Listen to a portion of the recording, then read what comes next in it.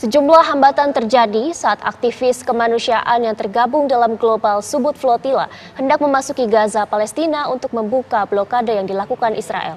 Lalu apa saja hambatannya? Kita akan berdialog dengan aktivis kemanusiaan yang ikut dalam Global Subud Flotilla, Wanda Hamidah. Selamat pagi waktu Indonesia, Mbak Wanda. Selamat pagi, selamat malam waktu Italia. Ya, Mbak Wanda Hamidah mungkin bisa jelaskan bagaimana kondisi di sana saat ini? Oke, sudah 10 hari ini dan sudah 29 hari saya pergi dari Indonesia untuk tujuan ke Gaza bergabung bersama Global Subud Flotilla. Setelah menunggu hampir 2 minggu di Tunisia, kami berangkat dan sekarang kami stranded lagi, tertahan di Sisilia, Italia. Dan tidak cuma kapal saya saja yang tertahan di Sisilia, Italia. Ada beberapa kapal, diantaranya 10 kapal tertahan di Sisilia, yaitu kapal dari Indonesia, kapal saya, kapal Kaisar tertahan, kemudian kapal Fatur dari Indonesia juga yang memakai kapal Kamar juga tertahan, ada kapal Asia, Aladin, kemudian kapal Tiku, and then masih ada 4 kapal lagi yang tertahan di Sisilia.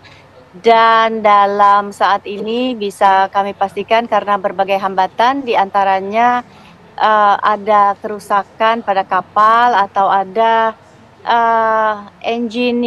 satu engine yang tidak berfungsi secara optimal. Kapal-kapal banyak yang tidak berlayar dan saat ini saya berada di kapal Nusantara yang dimiliki oleh Sumut Nusantara. Tadinya kapal ini akan berlayar dan akan menampung partisipan-partisipan yang berasal dari kapal-kapal yang rusak lainnya atau yang tidak dapat izin berlayar. Jadi kendalanya itu ada yang kerusakan kapal beda-beda, kemudian ada yang ketidakadaan kapten, atau ketika ada kapal yang ada kapten dan ada kapalnya baik-baik saja, contohnya seperti kapal Kamar dan Mawal, mereka tidak bisa berlayar karena tidak mendapatkan izin. Saat ini saya berada di kapal Nusantara, yaitu kapal Sumut Nusantara. Sebetulnya kami sudah bersiap untuk esok hari berlayar, namun tidak mendapatkan izin dari Sumut Nusantara. Malaysia, Tuan Nadir, tidak bisa berlayar karena ada satu engine yang tidak bekerja secara optimal, dan ternyata juga ada syarat-syarat lain. Ternyata kalaupun kami punya kapal, karena banyak kapten-kapten kapal dari kapal yang rusak ingin membawa kapal ini supaya tetap berlayar, tapi ternyata katanya diperlukan kapten dari Italia. Baik, Mbak Wanda, kami mendapatkan informasi bahwa ada semacam intimidasi yang Anda alami. Intimidasi bahkan datang dari sebut saja warga lokal. Seperti apa intimidasi yang rekan-rekan alami di sana, Mbak? Oke, karena kita banyak kapal-kapal yang parkir di Porto Palo. Porto Palo itu pelabuhan yang terbuka ya, dan itu pelabuhan nelayan. Banyak orang yang berlalu lalang dan kemudian banyak pencurian-pencurian yang terjadi hampir di semua kapal, terutama pencurian-pencurian barang-barang elektronik seperti monitor, seperti GPS dan lain-lain. Ada juga kerusakan, misalnya contohnya kapal saya yang tiba-tiba ada air dari dalam gitu, atau kapalnya Fatur yang tiba-tiba bau minyak tanah, atau bukan bau minyak tanah, bau bensin yang tumpah dalam kapal tersebut. Jadi kejadiannya macam-macam sekali dan banyak orang yang datang yang kemudian berusaha untuk menakut-nakuti kami, untuk kemudian agar kami segera membuat kami untuk segera pulang dan tidak bertahan di pelabuhan, dan memang kenyataannya hampir setengah partisipan yang berada di Sisilia ini, hampir setengah dari partisipan udah pulang juga. Jadi mungkin yang tertinggal yang masih ada hanya sekitar mungkin 20 partisipan aja dari 150 partisipan dari 10 kapal yang ada di Porto Palo. Jadi memang Sisilia ini jadi hambatannya memang luar biasa. Hambatan di dalam laut dan juga hambatan di daratan ketika kami berlabuh.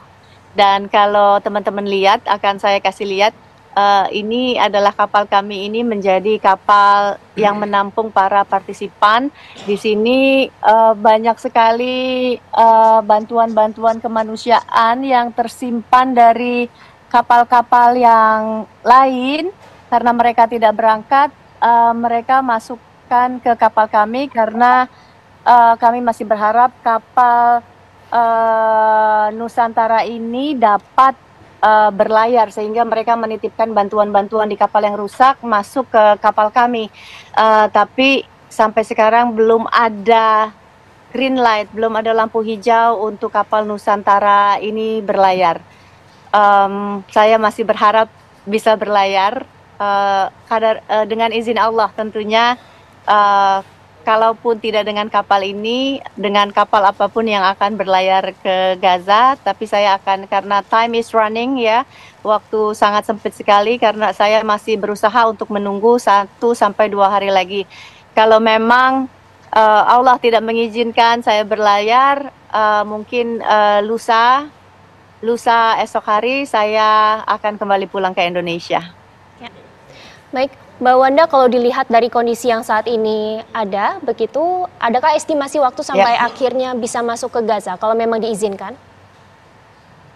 Oke, kapal kami pasti akan terlambat ya, karena kalau teman-teman lihat seluruh kapal sekarang saat ini udah mendekati Gaza, mereka sudah di yellow area dan menjelang masuk ke red area dekat dengan Gaza.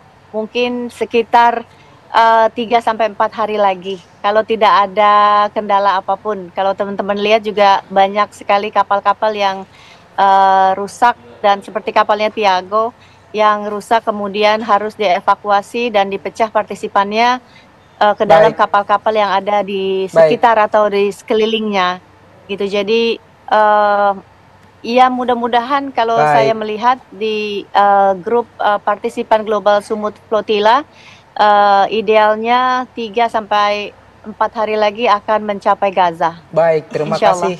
Terima kasih Mbak Wanda Hamidah langsung dari Italia. Semoga rekan-rekan aktivis di sana nawaitunya kesampaian dan kembali dalam keadaan selamat ke tanah air. Terima kasih Mbak Wanda atas laporan Anda. Yang Allah izinkan. Terima kasih, selamat malam.